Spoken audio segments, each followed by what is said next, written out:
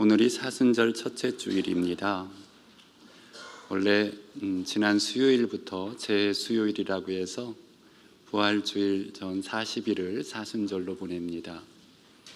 예수님의 십자가를 깊이 묵상하고 또 주님과 함께 왜 나를 위해서 주님이 십자가를 지셔야만 했는지를 돌아보며 그 은혜를 감사하는 시간입니다.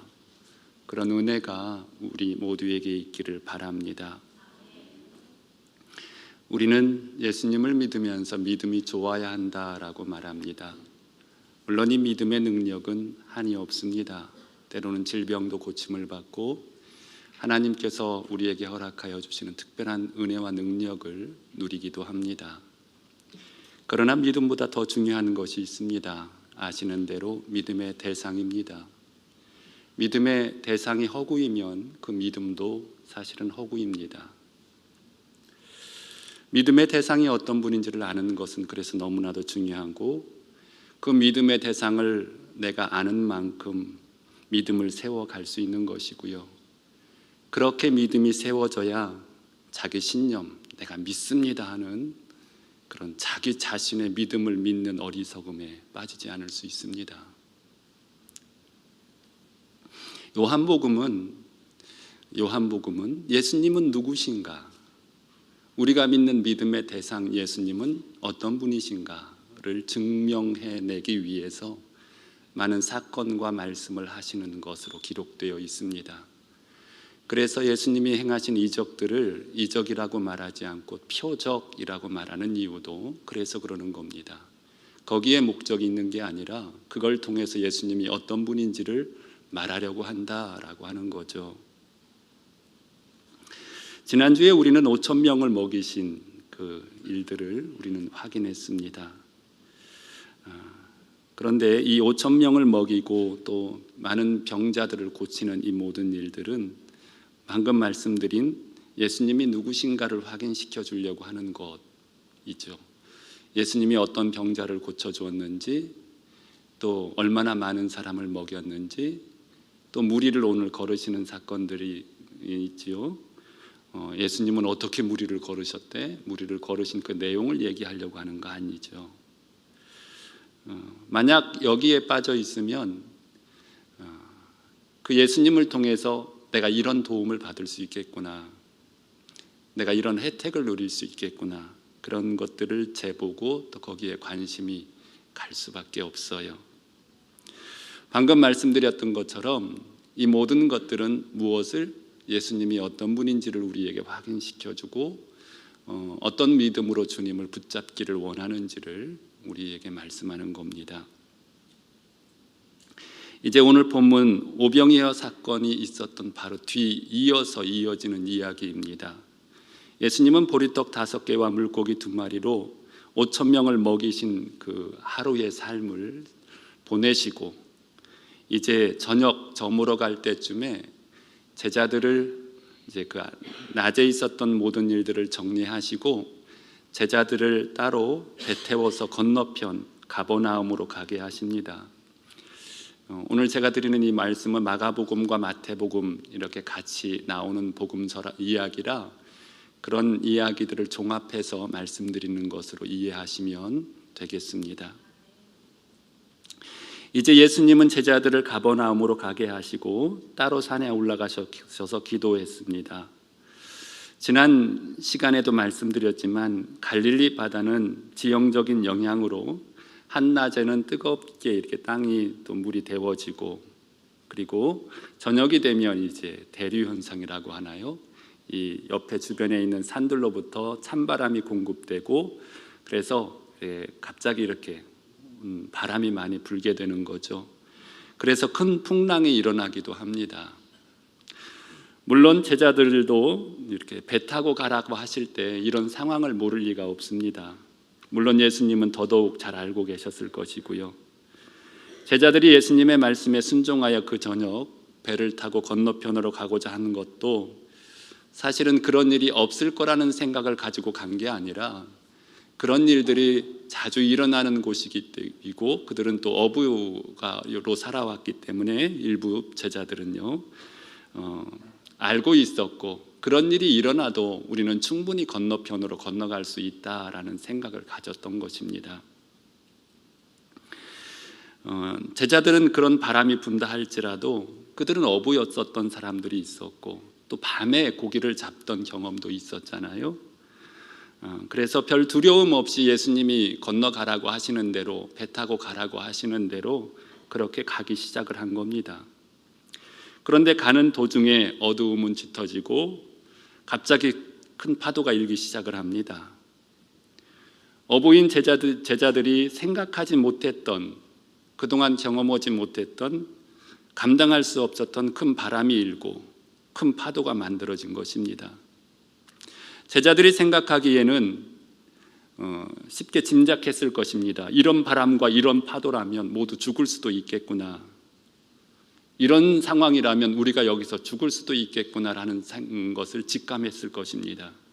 열심히 노를 저어서 상황을 극복해 보려고 하지만 벗어날 수 없는 상황이 만들어집니다.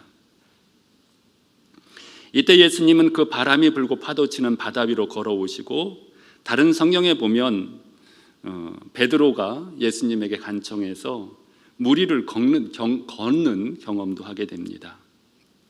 그리고 예수님이 제자들이 탄 배에 오르시고 바람과 파도를 잠잠하게 하시고 가려던 가버나움에 이르게 되죠. 우리는 제자들을 배 태워 보내시는 예수님, 그리고 풍랑과 파도 위를 걸어오시는 예수님, 그리고 그들이 탄 배에 오르셔서 목적지에 이르게 하시는 주님, 예수님을 보면서 우리의 삶 속에 이런 일들이 만들어질 때 이렇게 우리가 행동하고 마음을 먹고 이런 예수님을 붙잡아야 되겠구나 하는 것들을 확인하게 될 것입니다. 특별히 그들에게 다가오셔서 내니 두려워하지 말라라고 하시는 이 말씀은 얼마나 큰 은혜고 능력이고 기쁨이 되는지 감격이 되는지 알 수가 없습니다. 우리 주님은 지금도 그 풍랑 속에 걸어오셨던 그 걸음을 우리에게 걸어오시는 건 분명하거든요. 이제 우리는 본문을 통해서 우리가 이렇게 걸어오시는, 다가오시는 주님, 순종했을 때 만나는 이 어려움들은 왜, 이 어려움 속에서 무엇을 생각하며 믿음을 지켜가야 하는지를 확인하게 될 것입니다. 우리 모두에게 이 말씀은 그대로 적용될 수밖에 없고 또 붙잡아야만 하는 말씀입니다. 그런 은혜가 있기를 바랍니다. 첫째로, 배를 타고 가버나움으로 가라 명령하시는 주님의 명령이 있었다는 겁니다.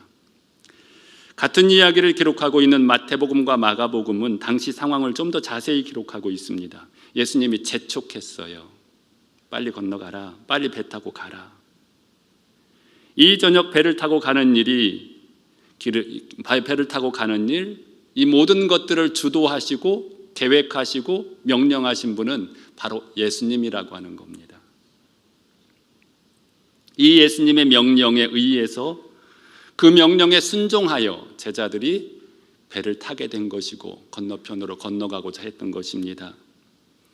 제자들이 한 거는 아무것도 없어요. 그냥 순종만 했을 뿐입니다. 그런데 결과는 이런 상황이 벌어진 거예요. 여러분은 어떻게 생각하십니까? 우리는 간혹 주님께 순종하면 모든 일이 잘 될 것이라는 생각할 때가 많습니다. 순종하면 하나님이 도와주셔서 있던 풍랑도 잠잠하게 해주실 거라는 기대를 갖기도 합니다. 그러나 오늘 본문에서 확인하듯이 그렇지 않습니다. 본문의 이야기 속에서 명령에 순종함으로 만들어진 상황이라는 사실을 우리는 확인하게 됩니다. 우리는 그동안 신앙의 여정을 살아오면서 사실은 이런 경험들을 우리는 많이 하며 살아왔습니다. 정말 열심히 기도하고 열정적으로 주님을 그 어느 때보다 잘 섬기고자 했는데 오히려 내게 다가온 상황들은 이 풍랑과 같은 문제 앞에 봉착하게 되더라라고 하는 거죠. 아니 오히려 세상의 방법과 순리대로 살아가면 이런 어려움이 없었을 텐데 라고 하는 생각이 들 만큼 주변 사람들을 보면, 세상 방법으로 살아가는 사람들을 보면 오히려 예수님을 믿고 의지하는 나보다 더 잘 되고 잘 살고 더 평안하고 더 형통하고 그러는 모습들도 확인하게 됩니다. 오히려 우리가 가는 이 믿음의 길, 순종의 길, 이 십자가의 길, 오히려 그들이 하지 않아도 되는 애씀과 수고가 또 문제가 우리 앞에 우리를 가로막기도 한다라고 하는 거예요. 사실 이 길밖에 우리의 갈 길이 없습니다. 세상에는 길이 많이 있습니다. 세상 사람들에게는 많은 길이 열려져 있어요. 그러나 우리는 오직 한 길, 예수님이 말씀하시고 명령하신 십자가의 길밖에 우리에게는 다른 길은 없습니다. 그런데 그 길을 걸어가는 우리의 삶 앞에 놓여진 이 풍랑과 파도, 죽음의 위협. 성도 여러분, 먼저 드리고 싶은 이야기는 우리가 가는 이 믿음의 길을 가는 이유가 풍랑을 만나지 않기 위해서 가는 길이라는 생각을 하지 않았으면 좋겠습니다. 내가 예수님을 믿으니까 아무런 걱정과 염려와 문제가 안 생길 거라는 기대를 내려놓자라고 하는 겁니다.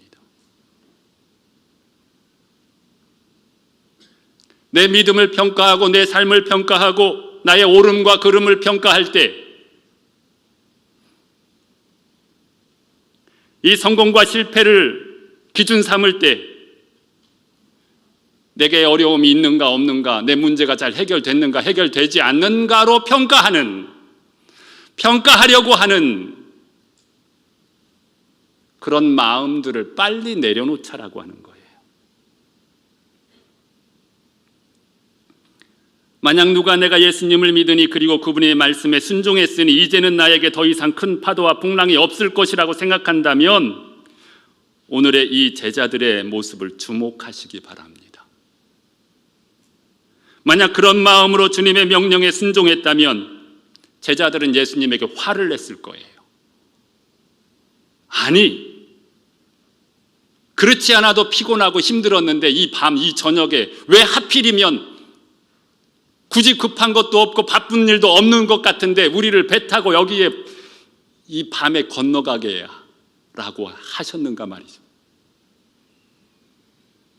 아니 그 저녁 거기서 자고 오면 내일 아침에 건너오면 안 돼?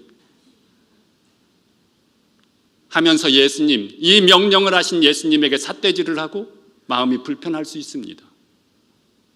만약 풍랑을 만나지 않는 것만이 성공이라고 생각한다면 말입니다.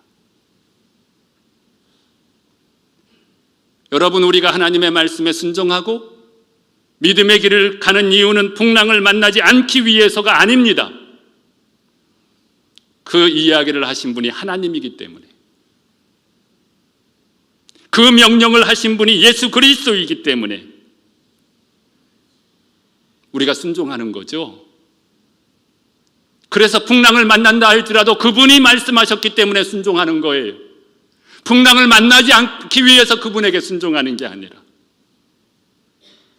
이 사실을 여러분, 우리의 신앙의 여정에서 이 부분을 정말 혼동하지 말아야 돼요.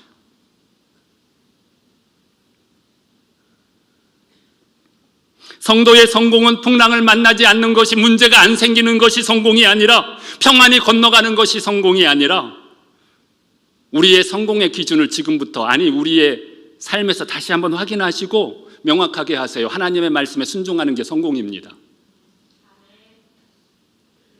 주님의 뜻을 순종할 수 있는 게 성공입니다. 무엇을 해내는 게 성공이 아니에요. 설사 풍랑이 나를 기다리고 있다 할지라도 나는 주님의 명령을 따르렵니다. 이것이 예수님 믿는 거예요. 그분이 어떤 결과를 만들어 놓으실 것을 기대해서 순종하는 게 아니라 그분이, 그 예수 그리스도가 말씀하셨기 때문에 순종하는 거예요. 그런 신앙을 사셔야 합니다. 우리는 기도에도 말씀에 순종해도 더 나아가 내 모든 것들을 주님 앞에 드려도 우리에게는 어려움은 올 수 있다 라고 하는 거죠. 그 이유조차도 알 수가 없을 때가 있습니다. 진짜 그렇습니다. 살아보니까 그래요.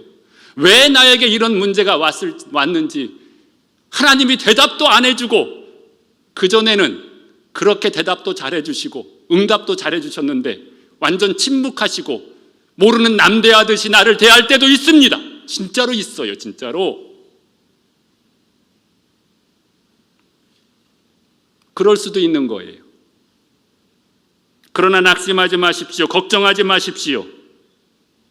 분명한 사실이 있습니다. 십자가를 통해서 우리에게 확인시켜 준 것이 있습니다. 그것은 뭐냐면 예수 그리스도는 하나님이시고 그분은 자기 자신보다 나를 더 사랑했기 때문에 당신을 십자가에 내려놓았다는 얘기예요. 그러한 사랑이 지금 내게 있어요. 그분 마음에. 이 사실을 잃어버리지 말자라고 하는 겁니다. 그리고 그분에게 순종했다면 계속하십시오. 그런 일이 다가온다 할지라도 변함없는 믿음을 주님께 드리십시오. 그리고 잊지 마십시오.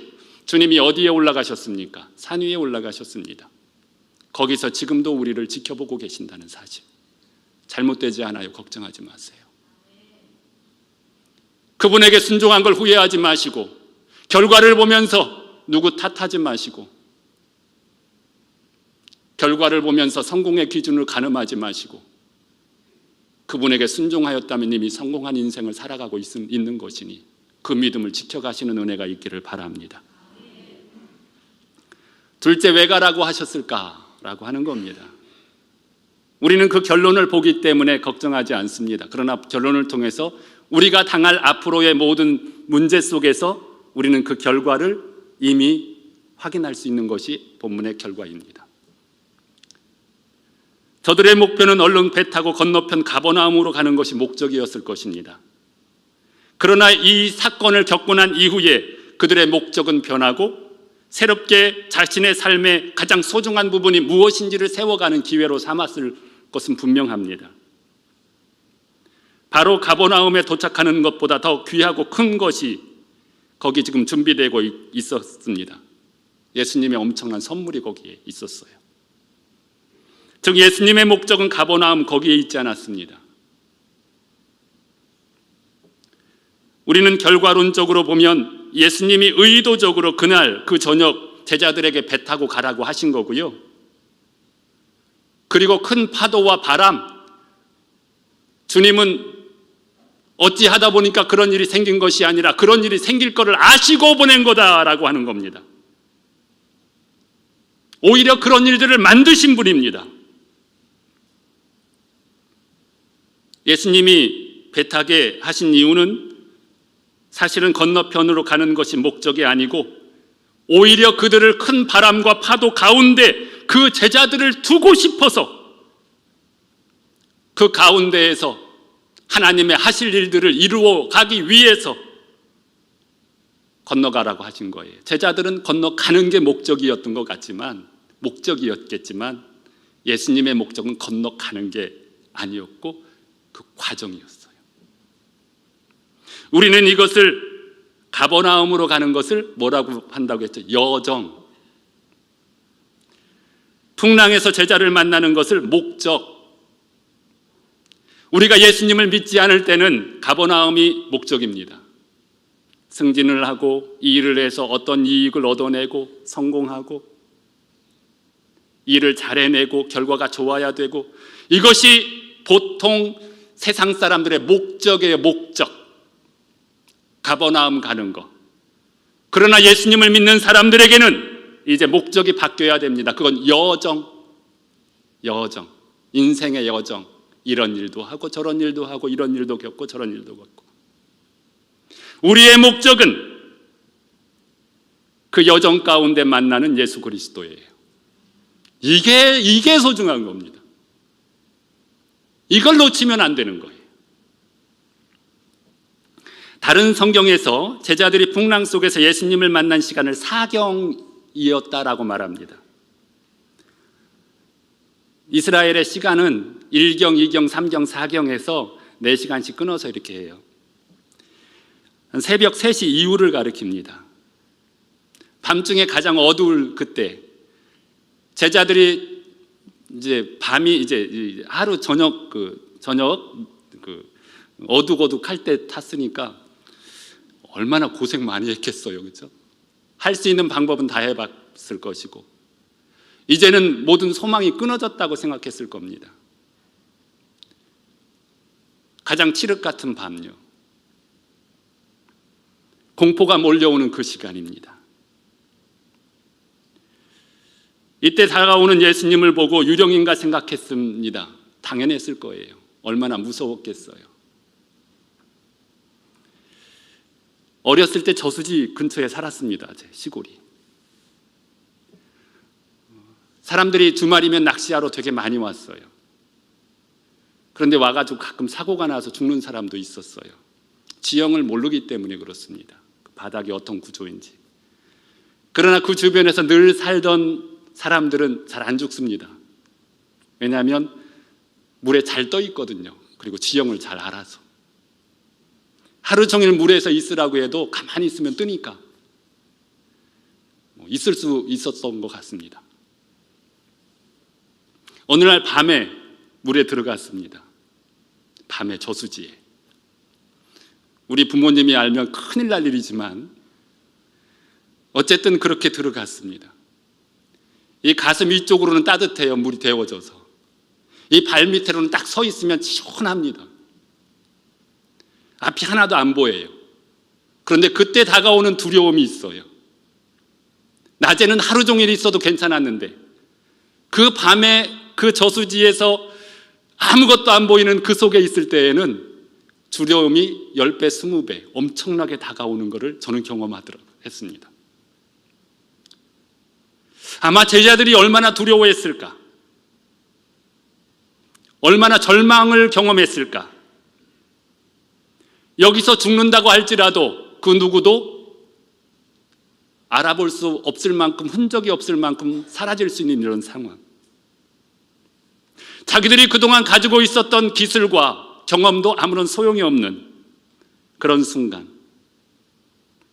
그런데 여러분, 이 모든 것들을 조성하신 이가 예수 그리스도라면 어떻게 하시겠습니까? 이 상황을 만드신 이가 예수 그리스도라면 어떻게 하시겠습니까?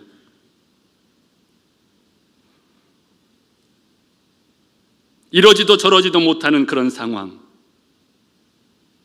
보리떡 5개와 물고기 2마리로 5,000먹을 먹이셨던 그 신나는 순간 함께 하셨던 주님이 안 계시고 이렇게 자기들만 있는 이 순간. 그런데 여러분, 그 순간에 주님은 풍랑 위로 걸어오시는 것, 그 걸어오시는 것을 제자들에게 확인시켜 주십니다. 그 만남을 주님께서 만들어 가십니다. 성도 여러분, 여러분들이 처한 현상, 상황이 어떤지 모르겠습니다. 앞으로 이런 상황이 만날 수도 있습니다. 없다고 이야기하면 큰일 나요. 앞에서 말씀드렸던 것처럼. 믿음의 분량에 따라 하나님은 우리를 끊임없이 그 다음 단계로 나가게 하기 위해서 우리에게 성숙한 신앙을 허락하시기 위해서 끊임없이 그 과정을 살아가게 하세요. 그것이 하나님의 사랑이라고 말씀드렸잖아요. 여러분, 주님이 모르시는 것이 아니에요. 그 위에서 주님이 걸어오신다는 사실을, 우리에게 다가오고 계신다는 사실을, 오히려 그것은 주님께서 작정하시고 계획하신 일이라는 사실을 절대 놓치지 말았으면 좋겠어요. 여기서 여러분, 밤 사경에 노만 젓고 있겠습니까? 아니면 건너편 가버나움에만 가겠다고 애쓰고 계시는 건 아닙니까? 이제는 마음을 바꾸셔서 그 풍랑 위를 걸어오시는 예수님을 기대하시는 믿음 살아가시기 바랍니다. 우리의 목적은 이제 가버나움이 아닙니다. 우리의 기대하는 것은 가버나움이 아닙니다. 그 풍랑 속에서 나에게 다가오시는 예수 그리스도를 만나는 것이 우리의 목적이 되어야 되고 우리의 기대함이 되어야 됩니다. 그런 은혜가 있기를 바랍니다. 주님은 반드시 그 믿음에 따라 다가오시기 때문에 반드시 만날 것입니다. 마지막으로 내니 두려워하지 말라 말씀하십니다. 그때 주님은 풍랑 한가운데 있는 제자들에게 그 풍랑과 파도 위를 걸어오셨습니다. 그리고 두려움에 떨고 있는 당신의 제자들에게 말씀하십니다. 내니 두려워하지 말라고요. 풍랑과 파도 그리고 칠흑 같은 밤이어서인지 그의 몸의 형체는 제대로 알아볼 수가 없어 유령인가 소리쳤지만 주님의 목소리를 듣는 순간 바로 알아차렸습니다. 주님이시구나. 주님이시구나.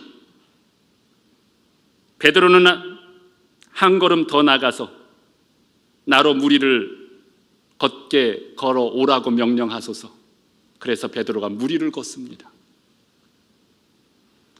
주님이 말씀하십니다. 내니 두려워하지 말라. 두려워하지 마십시오.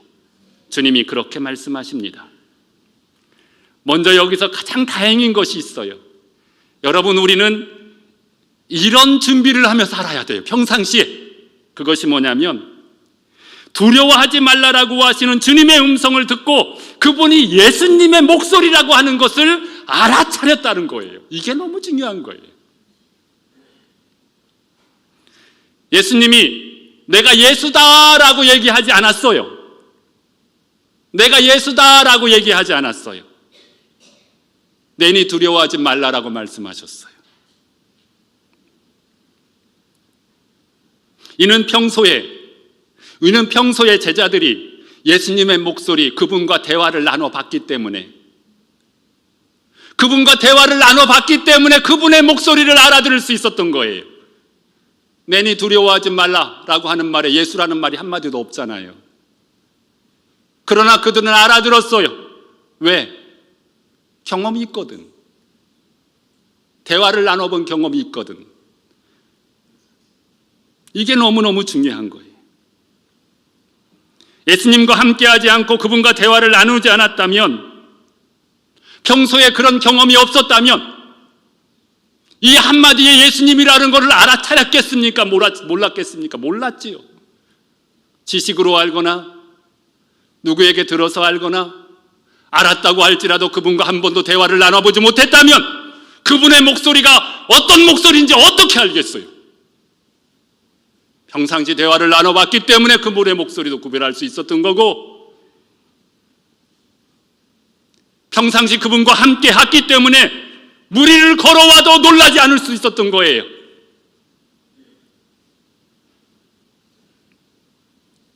과학으로 상식으로 설명할 수 없는 이 상황이 벌어졌지만, 만약에 그분과 함께 하여서 그분이 역사하시는 그 경험을 하지 못했다면 오히려 무리로 걸어오는 그 모습을 보면서 더 큰 공포에 사로잡혔을 거예요. 이제는 나의 영혼을 데려가는 사탄의 영이 와가지고 나를 지금 끌어가려고 하는 건가, 그런 생각할지도 몰라요. 그러나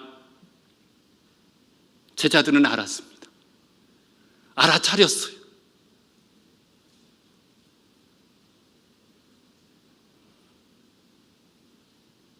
부활하시는 무덤가에서 울고 있는 그 여자에게 마리아야 라고 하시는 그 한마디를 들은 순간 마리아는 그분이 예수구나라는 걸 알았다. 내가 예수인데 마리아야 하지 않았어요. 그냥 마리아야 라고 해도 알았어요. 왜? 평상시 관계가 있었기 때문에.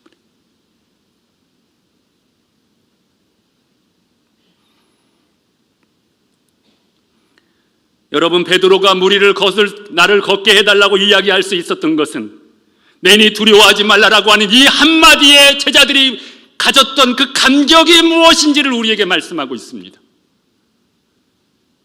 그동안 가졌던 공포, 두려움, 죽음에 대한 위협, 내니 두려워하지 말라라고 하는 이 한마디를 듣는 순간 모든 것이 다 해결되었습니다.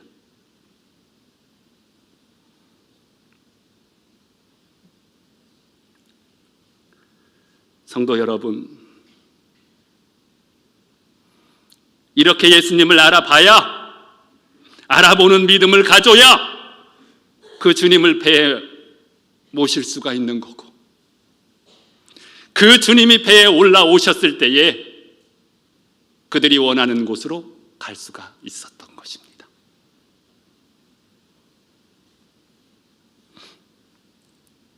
성도 여러분, 평소에 우리가 하나님의 말씀을 가까이 해야 하고, 왜 우리가 주님과 동행하기를 소망하고, 왜 그런 삶을 계속 훈련하며 우리의 삶에 채워가야 하는지, 바로 이렇게 그때의 삶이 없었다면 이 큰일이 벌어졌을 때 주님을 알아볼 수가 없기 때문에 그렇습니다. 오늘 내가 주님을 누리지 못하면, 오늘 내가 천국을 경험하지 못하면, 오늘 내가 주님과 동행하는 삶을 누리지를 못하면, 그것을 믿음으로 받아들이지 못하면, 천국 문 앞에서 예수님이 우리를 만나 주실 때 나는 그분을 알아볼 수 있을까? 그분이 나를 안다고 말씀해 주실 수 있을까? 하는 생각도 해봅니다. 성도 여러분, 내니 두려워하지 말라라고 하는 이 음성을 오늘도 주님은 하고 계십니다. 여러분들, 우리가 만나는 수많은 상황 속에서 믿음의 길을 걷겠노라고 순종하며 가는 이 상황 속에서 만나는 수많은 풍랑 앞에서 주님은 다가오실 것이고 말씀하실 겁니다. 내니 두려워하지 말라고요. 이 감격을 살아내는 우리 모두가 되시기를 바랍니다. 이제 말씀을 마칩니다. 순종에도 풍랑은 만납니다. 풍랑 안 만나는 것이 인생의 목적으로 삼으면 큰일 나요. 진짜 큰일 나요. 중간에 뒤돌아설 수 있어요. 진짜로 뒤돌아설 수 있습니다. 뒤돌아선 사람 많아요. 성경에도. 순종하는 것이 성공입니다. 그리고 내가 풍랑이 기다린다 할지라도 그 말씀을 하신 분을 신뢰하시면서 끝까지 그 길을 걸어가시기를 바랍니다. 그리고 우리의 목적과 여정을 분명히 하십시오. 목적과 여정을 분명히 하십시오. 이 두 가지 단어를 잃어버리지 마십시오. 예전에는 목적이 다른 데 있었습니다. 오늘 세상 사람들도 방금 말씀드렸듯이 건너편 가버나움으로 가는 것이 목적이라고 생각합니다. 우리는 그것이 목적이 되면 안 됩니다. 그것은 여정. 우리의 목적은 따로 있다. 그 여정 속에서 주님께서 우리에게 다가오시는 그 주님을 만나는 게 목적이다. 이것이 목적이다 라고 하는 사실, 그리고 주님이 말씀하실 때 알아들을 준비를 하며 살자. 내니 두려워하지 말라라고 하는 말 못 알아들으면 큰일 나잖아요. 평상시 주님과 대화를 잘 나누시고, 평상시 주님과 동행하여서 주님의 역사가 무엇인지를 경험해야, 그분 분명히 무리도 걸어올 수 있어. 그분은 그런 분이거든, 내가 아는 그분은. 그런 경험이 있어야지요. 세상의 종로로 타지 마시고, 환경의 종로로 타지 마시고, 믿음으로 주님을 누려가는 우리 모두가 되셔서 이 음성에 큰 은혜가 누려지는 복된 성도들이 다 되시기를 바랍니다. 기도하시겠습니다. 하나님 아버지, 은혜를 감사합니다. 오늘도 저희들을 사랑하여 주셔서 말씀을 통해서 우리의 삶에서 일어나는 수많은 상황들을 어떻게 하나님 안에서 해석하고 그 안에서 믿음으로 응답하고 살아가야 할지를 확인시켜 주셔서 감사합니다.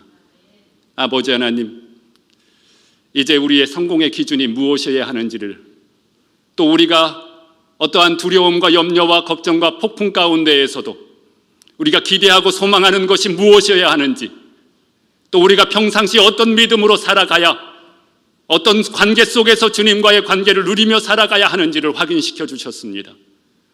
주여, 우리에게도 이러한 은혜가 누려지게 하옵소서. 지금도 내니 두려워하지 말라라고 하시는 주님의 음성을 우리가 듣고 있는지를 돌아보게 하시고, 아버지 하나님, 그 음성을 듣는 믿음을 누리게 하옵소서.